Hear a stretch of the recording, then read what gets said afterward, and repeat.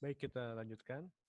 Setelah kita selesai dengan organizing, nah marilah kita atau barulah kita masuk pada tahapan drafting. Ya.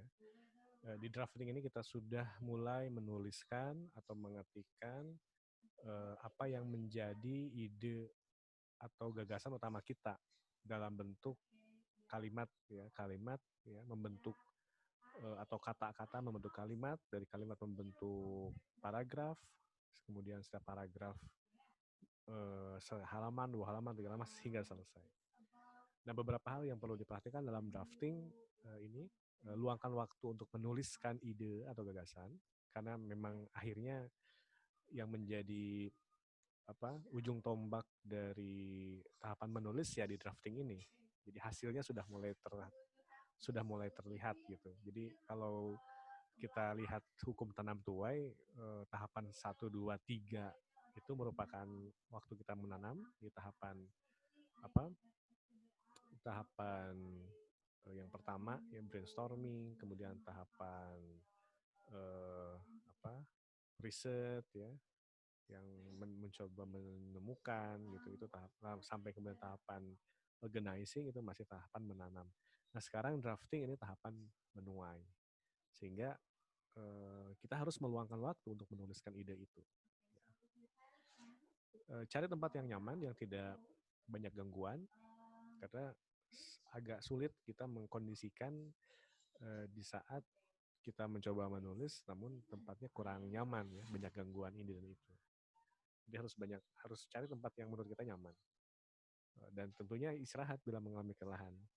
Bahkan sebaiknya juga bisa, kalau kita bicara waktu, kira-kira kita meluangkan berapa lama nih, ya, secara waktu, entah mungkin 1 jam atau 2 jam atau 30 menit gitu, silahkan, ya. Tapi yang jelas, kata pertama yang dibuat, ya, kalimat pertama yang dibuat merupakan satu langkah awal yang penting begitu. Ya, tidak mungkin 4 halaman dalam atau lebih dalam sebuah makalah tidak mungkin ada terwujud bila tidak pernah diawali oleh kata, kalimat, atau paragraf pertama. Ya, makanya ini penting sekali untuk drafting ini. Nah, tapi ingat bahwa dalam ketika kita melakukan penulisan, ya, dalam bentuk draft, jangan kita berpikir bahwa satu kali jadi gitu, satu kali selesai. Tidak begitu. Karena ini judulnya drafting, jadi hasil yang kita peroleh, ya, misalnya kita sudah menyelesaikan sampai 4 halaman misalnya, eh, ini tetap menjadi draft, ya, tetap menjadi draft yang bisa diubah, bisa diperbaiki, begitu.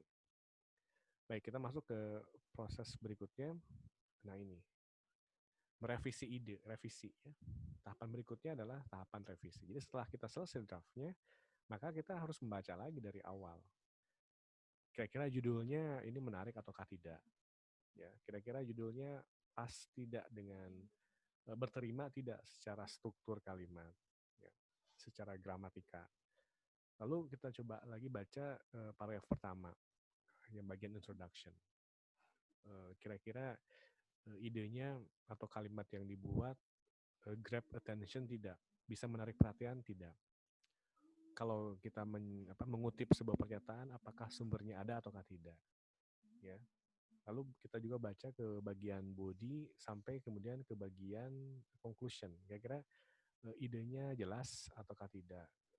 Kemudian bagaimana dengan perorganisasian idenya? Apakah sesuai dengan tujuan yang ingin kita capai, atau masih pengorganisasian idenya masih belum jelas gitu. Terus juga kita lihat ke bagian struktur paragrafnya. Apakah paragraf yang dibangun kira-kira ada berapa ide dalam paragraf itu, ya. Seharusnya satu paragraf satu ide, ya. Jadi satu paragraf satu ide. Apakah dalam paragraf kita ada misalnya lebih dari satu ide, nah berarti harus kita pecah paragraf itu, ya.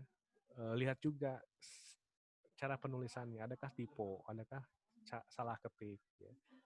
Apakah kata yang kita tulis di sana, apakah kalimat yang sesuai dengan ejaan yang disempurnakan ataukah tidak, kalimat yang sudah baku ataukah kalimat yang tidak, itu membutuhkan penelaahan, dan kita sebagai penulis pun harus membuka wawasan juga, banyak membaca buku tulisan, dan termasuk juga kata-kata yang baku itu ya.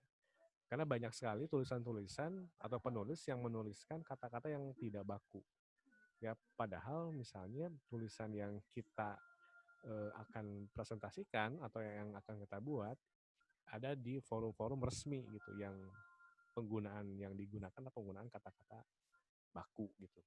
Jadi harus banyak lagi nih, membaca-baca lagi kalimat-kalimat atau kata-kata yang baku. Begitu ya, termasuk juga imbuhan-imbuhan. Misalnya apakah imbuhan dia digabungkan ataukah tidak? Dikarenakan, atau misalnya boleh tidak menggunakan kata pertanggungjawaban atau pertanggungan jawab misalnya gitu. Apakah sentausa ataukah sentosa misalnya, begitu.